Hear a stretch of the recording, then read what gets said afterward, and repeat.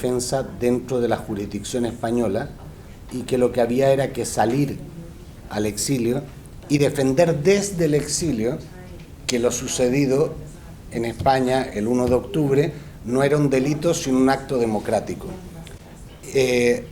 ¿Por qué? Porque sabíamos que iban a venir los procedimientos de euroorden y yo tengo una esperanza muy clara que aunque en todos los países existen críticas al sistema propio, en su conjunto en Europa hay un buen nivel jurídico y un buen nivel de garantías y de libertades, sobre todo para este tipo de hechos. Es decir, como decía el compañero, hay que agotar la vía interna. Nosotros dijimos, saltémonos la vía interna, salgamos a discutirlo ya a los tribunales extranjeros.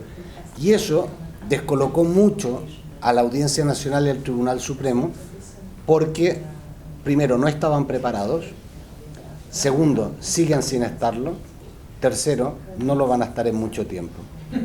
Entonces, eso ha hecho que ellos en estos momentos tengan una situación muy compleja porque tienen una condena que va a ir al Tribunal Constitucional, que el Constitucional va a despachar antes o después y van a ir a Estrasburgo. Pero nosotros ya estamos en la jurisdicción extranjera, estamos en Bélgica, estamos en Escocia, en Suiza, y eso también puede terminar en Estrasburgo, pero puede terminar mucho antes.